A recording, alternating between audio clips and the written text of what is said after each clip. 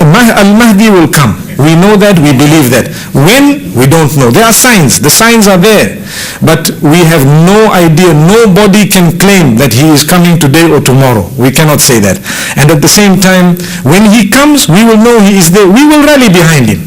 In the meantime, we have to follow what has been revealed by Allah, and we must remember the purest form of Islam is the best. You know, the purest, meaning sometimes a person wants to, for example, I'm going to give you a very open example. Sometimes a person wants to listen to music. So they begin to say, no, in Islam it's allowed.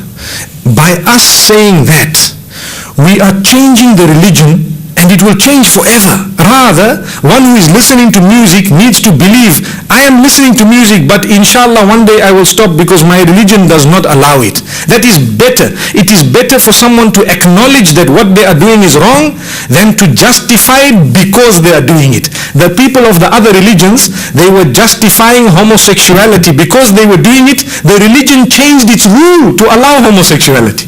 So now you will have people, for example, even other religions, when they were drinking wine, they began to use different words, and they started to justify the wine, and by justifying it, the people changed the religion to allow the wine. So with us, we don't want to fall in the same trap. If something is not allowed, it is not allowed, to stay by it. Instead of fighting and saying, no, these sheikhs, they don't know what they are saying, how can this be prohibited and so on.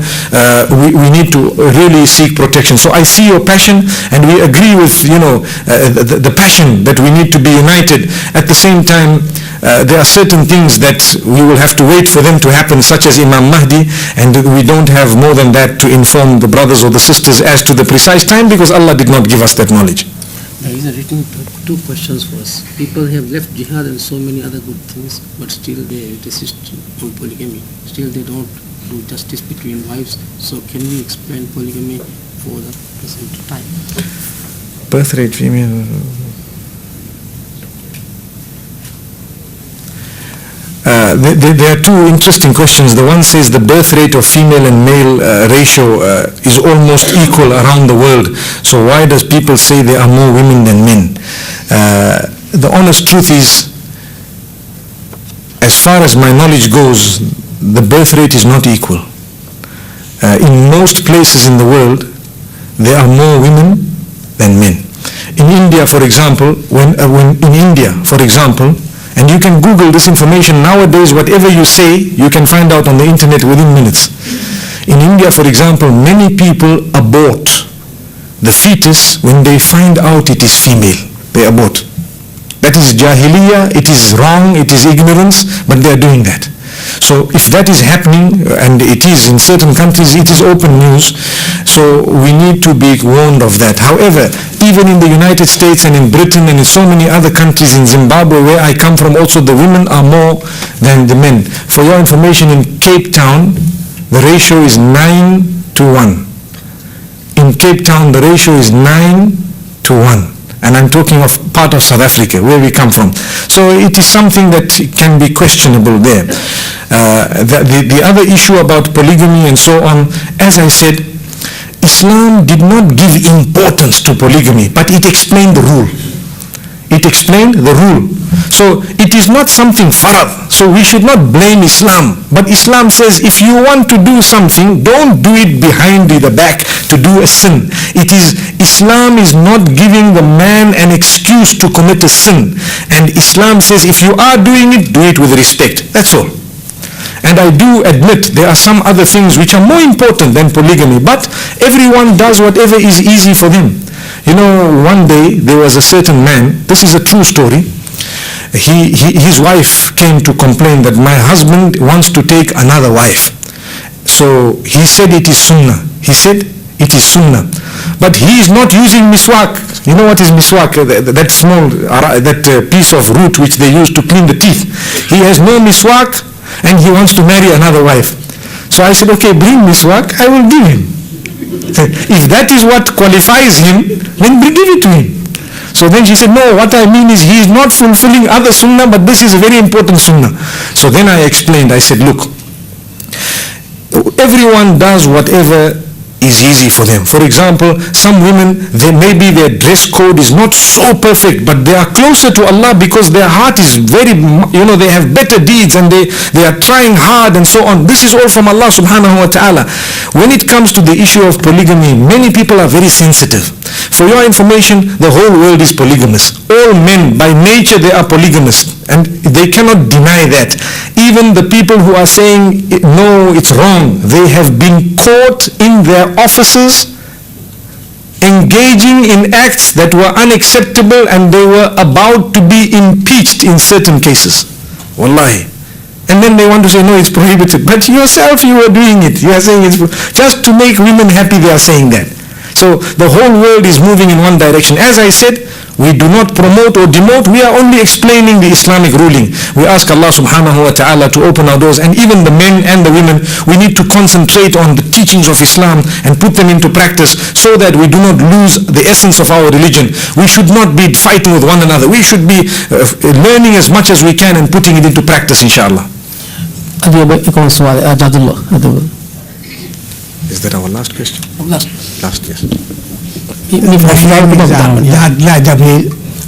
I like to make a remark, and like to seek some solution or your idea about some of the things that is happening here, At least I have experience, because I have been listening to different speeches in Islam given by so many different scholars, and now I am finding that many things that were not claimed, and many different scholars are saying this is haram, and then somebody else will add to something else again say this is haram. So there are so much of haram and things like that that we did not hear earlier. I can understand, with the time there may be different types of things that may become haram, which is based on the same thing, But how do you really explain to the people, when we have seen so much people say, oh, this is haram, and so many things they express is haram, that we really find it difficult sometimes to take whose advice, to listen. Thank you very much. Jazakumullah khair. That is a very beautiful question. It is a reality. Sometimes public gets confused because they hear one saying something, another one saying something, so what to do? The answer is, we are primarily instructed to follow the Quran and the Sunnah. We are primarily instructed to follow the Quran and the Sunnah. So if someone comes forth with justification from Quran and Sunnah, they are correct. When someone comes with justification without Quran and Sunnah, we will excuse them because we are following Quran and Sunnah. So sometimes someone might say, I'm a layman, how do I know? We need to learn enough of Islam to be able to understand what is right and wrong. So if, for example, someone tells you, music is haram, and you didn't hear that before, you need to find out yourself where, when, why, how, or the person who informed you, gave you that information, you need to trust them enough to be able to follow what they have said. So sometimes you have ulama, you don't know this man, but the other one, you know him from when he was young, you know his knowledge, you know his credentials, he has always taught people and so on, he is someone who you know properly, and you can follow such a person on condition that you still have in your heart that I want to check it for myself in the Quran and the Sunnah, and I need to know, I need to have the knowledge, because without knowledge we will get confused. Today the world is free, the internet is open. I have seen more than 300 websites which are claiming to be Muslim, teaching Islam, but they do not belong to Muslim. They are confusing Muslims.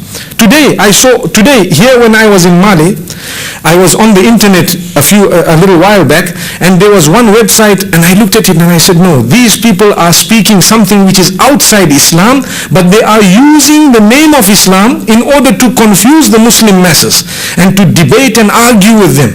So we need to be careful. This is why we say, just like the internet can help you, it can also destroy you. Just like, you have satellite dish, you can listen to one station, one sheikh, and he will give you a very convincing remark, you flick, And while you are flicking, the opposite remark is made by another man, and he is sounding also very convincing. So if you are going to listen to two views, you need to go deeper to find out who is right. Otherwise, that is my duty. Before I die, I need to find out, inshallah, that what is right and what is wrong based on the Quran and the Sunnah. We ask Allah subhanahu wa ta'ala to grant us acceptance. I have spent a beautiful evening with you, and I hope that you have enjoyed it as much as I have. Normally, I try to keep my talks a little bit lively so that people do not sleep and do not begin to yawn. I did not notice anyone yawning. So Jazakumullah khair, and thank you for that. Actually, before you finish, I want to announce for tomorrow night's... Yes. أول من جلسة ما يكون دلنا بين ما دمارس أننا هم مثلاً ما دمارس موضوع كي فريهم مسلم كواني كي هنتو إنه أقدر سايس في كفريق مثلاً أننا بفلا واحد لكوان هوريها بفلوس تواطروا. Then on behalf of all the listeners, I really want to thank you. We want to thank you, and may Allah grant you all the deserving rewards for your kindness and for your knowledge that you have given to us here tonight. Thank you very much. Jazakallah khair. And to your family too. Jazakumullah. Okay. Thank you very much. Sallallahu wa sallam ala nabina Muhammad. Assalamu alaikum wa rahmatullahi wa barakatuh.